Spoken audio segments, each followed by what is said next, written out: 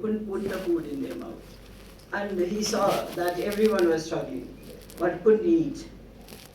That was very disgusting for him, and then he knew that why they couldn't eat, why they were not so happy at all.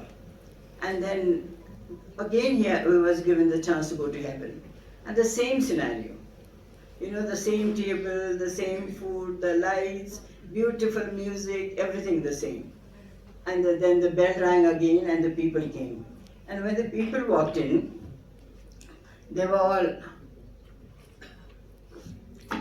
looked very content, happy, and very, how do you say, they could see solidarity, they were holding each other's hand, they came and sat on the table, and then he looked at the spoon. The spoons were the same. They were long spoons. But they had another ethics, another, strategy. They took the spoon and were feeding the other. So each other was feeding each other. So that is how they were all happy, content.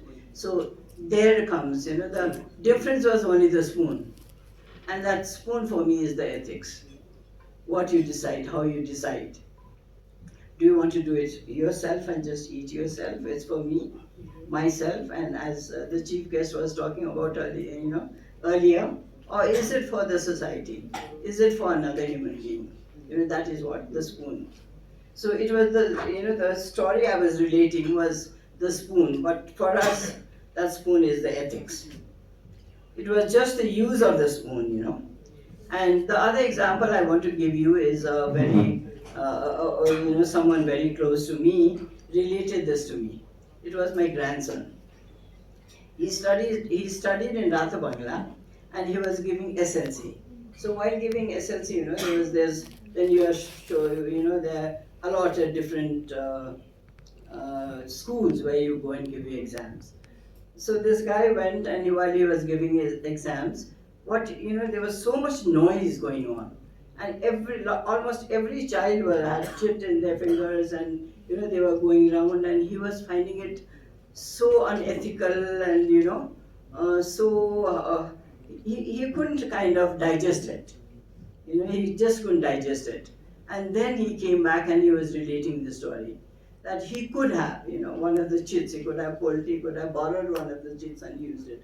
But he said, even if I fail, I do not want to use it. And that was a very proud moment for me. And I said, thank you, Baba. You used your ethics. So that is another example. So there are so many choices that we have, that we make. Whether that is ethical, that's good for me, but is it good for the other? That's the question it comes. By looking at this August gathering, I see people from different walks of life. You all have been leaders, you have been all champions. So I strongly feel that we need to separate two elements today. The personal, which can be mitigated, it can be changed.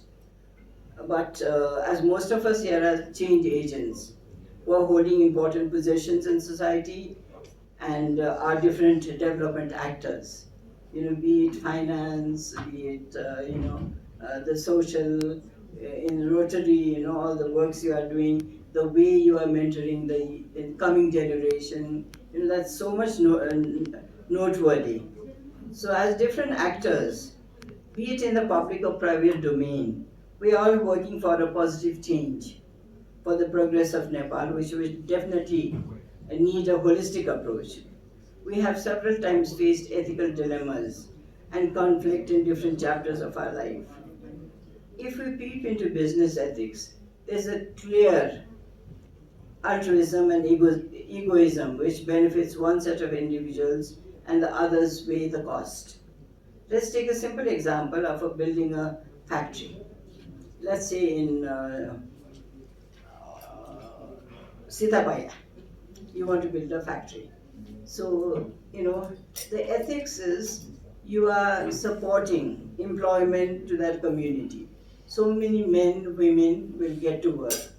And you will definitely control child labor, as you said, you will control violence. But on the other hand, if you have a factory there, it's also bringing a lot of pollution. There's going to be smoke, there's going to be noise, there's going to be dust that's going to affect the others. Whereas on the other hand, they have got employment, their quality of life increases, their children go to good schools, and they have future, prospects for them. So which is ethical? Is this ethical or that ethical? Is opening the factory ethical or not opening a factory ethical? So, these dilemmas I think we face every day. And more than me as a development worker, you face it more. You have to make these decisions more often. Uh, so, sometimes this ethical dilemma shows that at times societal rights can be wrong for some. So we are struggling most of the time to be on the same page, or rather wrapped in our own ethical conflict. There we need to converse. There we need to share, learn from each other. And peer learning is the strongest way. What you learn from each other, I don't think any university's curriculum covers that. No college can teach you those values.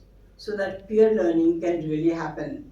We can learn from each other, and we need to buy in virtues. There's so much to learn from each other. We may need some time to have more discourses like the one you're having today. And I know each and every one of you are very, very, very, very busy people.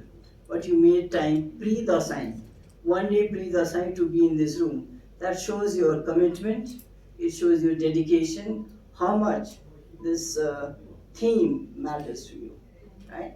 So it's very important that we need to do this more often. We need to mainstream. We maybe a bunch of people know about ethics. Maybe we need to talk about it more. Tell others about it more. Our own understanding, learn from each other, and our lifestyle is so. How does one say? It's so busy nowadays, and especially with social media has made it more busy for us. So sometimes I really think, being a student of literature, I was thinking of William Wordsworth. In a poem he says that today we do not have time to stand and stare, be it the beautiful flowers or the multicolored butterflies or your very good friend. You can send a good morning, but going and meeting that person and really talking to each other, that value system, that is ethical, that we talk about, learning from each other.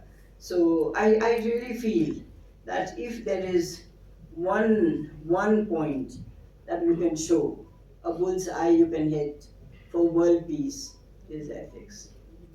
If we all literally, believe in what is right and wrong, we can really lead to, as this one of the speakers this afternoon was talking about, leading to prosperity and world peace. I strongly believe in that, and I really want to thank Pradeep. He was the one to a good friend of mine who called me and said, "Can you do it today? Can you come and talk to us?"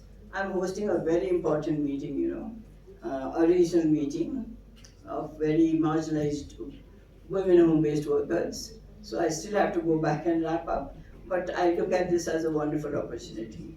And being with you all, the way you respond, the way, such learned, such experienced, मभन्दा धेरै भोटो फाटेको मान्छे पनि you all are here nodding your heads and listening. So it's such a big honor for me, a huge privilege for me to be here with you all today. So I've shared some of my views and I hope it makes sense to you. Thank you so much.